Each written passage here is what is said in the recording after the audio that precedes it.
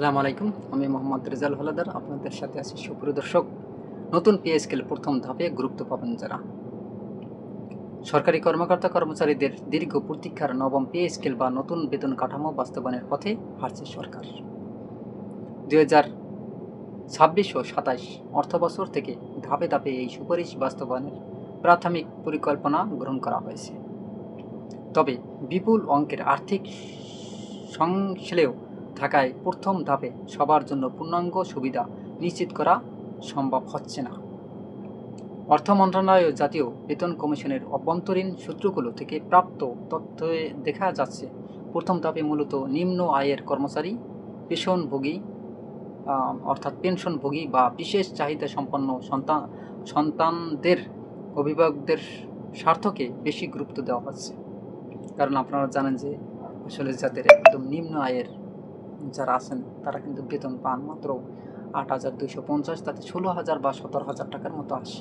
আসলে এই 16,000 17,000 টাকা দিয়ে বর্তমান 6-7 জন পরিবার নিয়ে কিন্তু চলা যায় না। আসলে সরকার যে পদক্ষেপটা নিয়েছে এই জন্য কিন্তু আমরা তাদেরকে ধন্যবাদ জানাই। কারণ এই যে সরকার একটা পদক্ষেপ নিতে আসে, এটা কিন্তু অনেক কিছু। আসলে এটা কিন্তু আনন্দ লাগে, একটা ভালো লাগে। যাই হোক, মানুষ যে যাই কাজ করুক, আসলে তারপরে যদি মনে করেন এই কাজের শেষে যদি তাদের বৎসর শেষে তাদের একটা বেতনটা কম বাড়ুক বা বেশি বাড়ুক, একটু বাড়ে, তাহলে কিন্তু একটা মনের ভিতরে একটা আনন্দ জাগে বা একটা খুশি লাগে। যাই হোক, এটা আপনারা যারা চাকরি করেন তারা কিন্তু বোঝেন। অনেক প্রতিষ্ঠান আছে, দেখা গেছে বছর পার হয়ে যায়, তারপর বেতন বাড়ানোর কোনো থাকে না, কথা থাকে না। যাই হোক, এরকম অনেক কোম্পানি আছে, আমরা সেগুলো হয়তো বা উল্লেখ না করলাম। তবে আমরা মহান আল্লাহ পাকের কাছে দোয়া করি যেন তাদেরকে আসলে ঈমান দেয়, তাদের বেতনটা যেন সঠিক সময় তাদের আসলে দেয়। দেখেন, সূত্র মতে নতুন বাজেটের বেতন ভাতা ও পেনশন খাতে অতিরিক্ত 35,000 কোটি টাকা বরাদ্দ রাখা হচ্ছে। এই অর্থ দিয়ে প্রস্তাবিত বেতন কাঠামোর মূল বেতনের অর্ধেকের বাস্তবায়ন করার পরিকল্পনা রয়েছে। অর্থাৎ যারা 11তম থেকে 20তম গ্রেডের কর্মচারী, মূল্যস্ফীতির বাজারে তাদের জীবনযাত্রার ব্যয় মেটাতেই প্রথম কিস্তির বড় অংশ ব্যয় হবে। কমিশন সর্বনিম্ন ধাপের বেতন 8,250 টাকা থেকে বাড়িয়ে 20,000 টাকা করার যে সুপারিশ করেছে, তার একটি বড় অংশ শুরুতেই কার্যকর করার চিন্তা রয়েছে। এর ফলে নিম্ন আয়ের কর্মচারীরা তাৎক্ষণিক স্বস্তি পাবে। এটা কিন্তু বাস্তব কথা। যারা একদম নিম্ন বেতনে আসেন তারা কিন্তু একটু খুশি হবেন, কারণ খুশি হবেন তাদের বেতনই অনেক কম। আসলে বর্তমান বাজারের মানে অনুযায়ী এখন যে বেতনটা পাচ্ছে তাদের কিন্তু আসলে সত্যি চলতে কষ্ট হয়। কারণ এই যে 6-7 জন পরিবার নিয়ে বা 4-5 জন পরিবার নিয়ে এই যে 16-17 হাজার টাকায় কিন্তু চলে না। কারণ বাচ্চাদের লেখাপড়ার খরচ, তারপর হচ্ছে বাসা ভাড়া আছে, তারপর হচ্ছে আপনার বিভিন্ন কাজ আছে, আর খাওয়া দাওয়া আসলে বর্তমানে কিন্তু চলে না। যাই হোক, এখন বর্তমানে কিন্তু বাংলাদেশে একটা অর্থনৈতিক একটু সমস্যা আছে যদিও। যাই হোক, যদি সরকার কাটিয়ে উঠতে পারে এবং এই নিম্ন শ্রেণীর যাদের যে পে স্কেল যারা প্রাপ্য তাদেরটা দেয়, তাহলে কিন্তু একটু ভালোই হয় আমার মতে। নতুন বেতন কাঠামোর সুপারিশ সবচেয়ে মানবিক দিকটি হলো পেনশনভোগীদের জন্য বিন্যাস। যারা বর্তমানে মাসে 20,000 টাকার কম পেনশন পান, তাদের জন্য 100% পর্যন্ত বৃদ্ধির প্রস্তাব করা হয়েছে। অর্থ বিভাগের পরিকল্পনা অনুযায়ী নতুন স্কেল কার্যকর করার প্রথম ধাপেই এই ক্ষুদ্র পেনশনভোগীদের অগ্রাধিকার দেওয়া হবে। অন্যদিকে যারা উচ্চ অঙ্কের পেনশন পান তাদের বৃদ্ধির হার তুলনামূলক কম, 55 থেকে 75% রাখা হয়েছে, যাতে বরাদ্দের সুষম বন্টন নিশ্চিত হয়। এই যে কাজটি করছে আসলে সরকার, এটা কিন্তু একটা তারা প্রশংসা পাওয়ার যোগ্য। কারণ সুন্দর, আসলে যাদের বেতন একটু কম তাদের একটু বেশি বাড়ানো উচিত, এবং যাদের বেতন একটু বেশি তাদের একটু কম বাড়ানো উচিত। এটা কিন্তু একটা সুন্দর একটা বন্টন, সুষম বন্টন আমি মনে করি, এটাই চাই।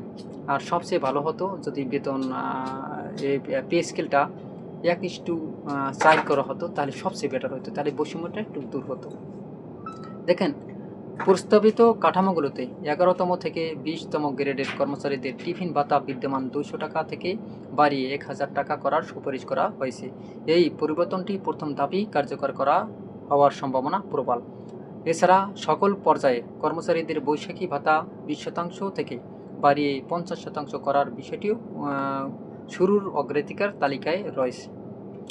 আপনারা জানেন যে বিভিন্ন ভাতা সেটাও কিন্তু আসলে সরকার কিন্তু 20% করে দেবে। তবে সামাজিক নিরাপত্তার অংশ হিসাবে সরকারি কর্মচারীদের যে কোনো প্রতিবন্ধী সন্তান থাকলে তাদের জন্য মাসিক 2,000 টাকা ভাতার প্রস্তাব করেছে কমিশন। অর্থ বিভাগ এই মানবিক প্রস্তাবটিকে প্রথম ধাপেই কার্যকর করার বিষয়ে ইতিবাচক অবস্থানে রয়েছে। এটি সরাসরি কার্যকর হলে সরকারি চাকরিজীবী পরিবারের একটি বিশেষ অংশ সরকারের সরাসরি উপকৃত হবে। দেখেন, যারা প্রতিবন্ধী আছেন আসলে তাদের জন্য যদি 2,000 টাকা করে দেওয়া হয়, একদম খারাপ হয় না, মোটামুটি ভালো হয়। এতে কিন্তু একমত। আপনারা কি মনে করেন? অবশ্যই আপনাদের মতামত কিন্তু কমেন্টে জানাবেন। তবে কেবল নিম্ন স্তর নয়, সরকারি চাকরিতে মেধাবীদের ধরে রাখতে উচ্চ পদস্থ কর্মকর্তাদের বেতন ও অন্যান্য সুযোগ সুবিধা পুনর্নিবেশের পরিকল্পনাও সরকারের রয়েছে। তবে আর্থিক সীমাবদ্ধতার কারণে উচ্চ পদস্থে বড় অঙ্কের সুযোগ সুবিধাগুলো পরবর্তী 2 অর্থবছরের পূর্ণাঙ্গভাবে বাস্তবায়িত হতে পারে। জাতীয় বেতন কমিশন সদস্য ডক্টর AKM এনামুল হকের মতে, নতুন পে স্কেল বাস্তবায়ন বড় চ্যালেঞ্জ হলো মূল্যস্ফীতি নিয়ন্ত্রণ। এর সঙ্গে সব সুবিধা দিলে বাজার অর্থের প্রবাহ বেড়ে গিয়ে দাম বাড়তে পারে। তাই 3 বছরে ধাপে ধাপে বাস্তবায়নের সিদ্ধান্ত যেমন অর্থনৈতিকভাবে যৌক্তিক, তেমনি এটি সরকারকে রাজস্ব আয়ের দক্ষতা বাড়ানোর সময় দেবে। পূর্ববর্তী 6 থেকে 7% ঘরে থাকলে এই বিপুল ব্যয় মেটানো সম্ভব হবে বলে মনে করেছেন বিশ্লেষকেরা। দেখেন, এই যে মনে করেন যে বেতন এগুলো যদি 3 বছরের মধ্যে ধাপে ধাপে বাস্তবায়ন করে, তাহলে কিন্তু সরকারের অর্থনৈতিক একটা চাপ পড়বে না। এটা কিন্তু একদম গুরুত্বপূর্ণ কথা বলছেন।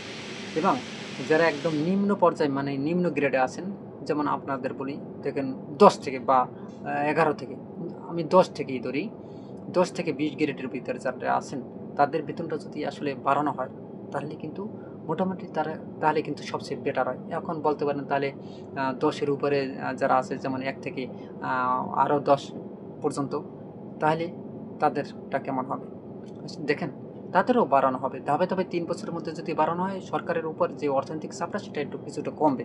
এতে কিন্তু সরকারের একটু স্বস্তি বোধ করবে এবং তারা কিন্তু রাজস্ব আয় পরিমাণ বাড়িয়ে তাদেরটাও বাড়িয়ে দেবে। তবে হ্যাঁ, যাদের একটু বেতন বেশি তাদের তো একটু কম পার্সেন্ট বাড়াবে, এটা কিন্তু ঠিক কথা। কারণ তাদের পার্সেন্টেজ হতে পারে মনে করেন 40 বা 50 বা 60 এরকমের, তাহলে কিন্তু সবচেয়ে বেটার হয়। এটা আমার যুক্তিতে। আপনাদের যুক্তিতে কী মনে হয় অবশ্যই কমেন্টে জানাবেন। তবে শেষ পর্যন্ত অর্থমন্ত্রী এবং প্রধানমন্ত্রীর চূড়ান্ত সবুজ সংকেত পাওয়া গেলে আগামী জুলাই থেকেই এই নতুন কর্ম পরিকল্পনার সুফল পেতে শুরু করবেন সরকারি চাকরিজীবীরা। এতে যেমন একদিকে যেমন সরকারি সেবার মান বাড়বে, অন্যদিকে দুর্নীতি কমাতেও এটি ইতিবাচক ভূমিকা রাখবে বলে আশা করা হচ্ছে। আসলে এই যে দুর্নীতি এবং বেতন বাড়ানোর ক্ষেত্রে কিন্তু একটা বিশাল একটা আছে, যোগসূত্র আছে। কেমনে? এই যে যেমন বিশ্বের উন্নত কান্ট্রিতে দেখবেন দুর্নীতি কম। কেন?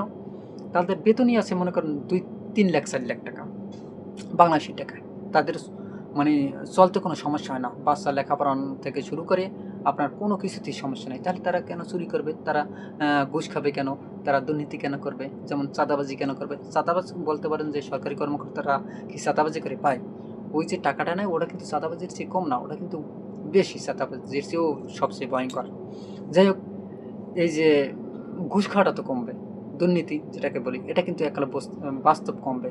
দেখেন, আপনাদের একজন বাংলাদেশে যদি সরকারি কর্মকর্তার সর্বনিম্ন বেতন যদি আপনার 50-60 হাজার টাকা করেন, দেখবেন আর কেউ চুরিও করবে না, দুর্নীতিও করবে না, এবং আপনার করবে না, কি দুর্নীতি বলতে অর্থাৎ ঘুষ খাবে না।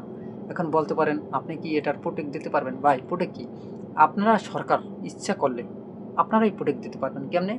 আপনি যদি একজন সরকারি কর্মকর্তার যদি 50,000 টাকা করে বেতন দেন, তারপর দেখবেন যদি হাতে নাতে ধরতে পারেন যে সে ঘুষ খাইছে বা দুর্নীতি করছে, 100% তার চাকরি বাদ দিয়ে দেবেন এবং তার পরিবারের অন্য কেউ যাতে চাকরি না পায় এরকম ব্যবস্থা করেন।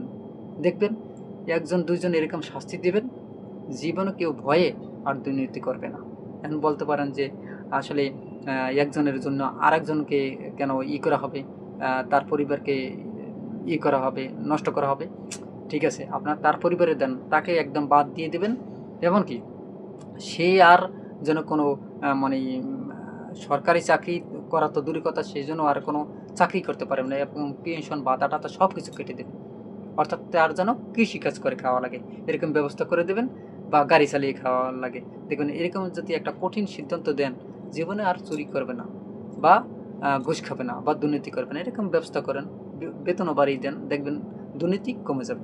যাই হোক, সরকারি কর্মকর্তারা যদি চায় যে বাংলাদেশে দুর্নীতি জিরো টলারেন্স করবে, তাহলে কিন্তু তারা পারে। কিন্তু তারা কেন করে না? তাদের বেতন কম, চলার মানে নাই বাংলাদেশে, আবার দুর্নীতির জন্য কোনো কঠোর শাস্তিও নাই, এই জন্য তারা সাহস পায় দুর্নীতি করার। দেখেন দুর্নীতি কীভাবে হয়। এই যে মনে করেন একজনের ঢুকতেই যদি 10 থেকে 15 লাখ বা 20 লাখ টাকা দেয়, তাহলে এই টাকাটা তারা কীভাবে তুলবে? তাহলে সে দেশে দুর্নীতি হবে না কেন? দুর্নীতি করার জন্য তো আমরাই, যারা সরকার দলে আছি তারাই তো আমরা ভালো না, তারাই তো আমরা দুর্নীতি করানোর জন্য যে চান্স দিই। আমি যে 20 লাখ টাকা দিয়ে চাকরিতে ঢুকবো, তাহলে আমার 20 লাখ টাকা তোলা লাগবে না? আমি কি বেতন পেয়ে 20 লাখ টাকা তুলতে পারবো?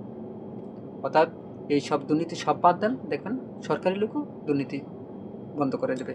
যাই হোক, যে মূল প্রসঙ্গ সেটা হলো নতুন পে স্কেলের প্রথম ধাপে গুরুত্ব মানে যারা পাবেন, তাদের আপনারা নিম্ন শ্রেণীর যারা আছেন তারা অবশ্যই গুরুত্ব পাবেন, এবং তাদের বেতনটাই পর্যায়ক্রমে বাড়ানো হবে। সুপ্রিয় দর্শক, আপনার মতামতটি অবশ্যই কমেন্টে লিখুন, এবং ভিডিওটি ভালো লাগলে আর এই বাংলা নিউজ 24কে সাবস্ক্রাইব করুন, লাইক ও শেয়ার দিয়ে সবাইকে দেখার সুযোগ করে দিন। আজ এ পর্যন্তই।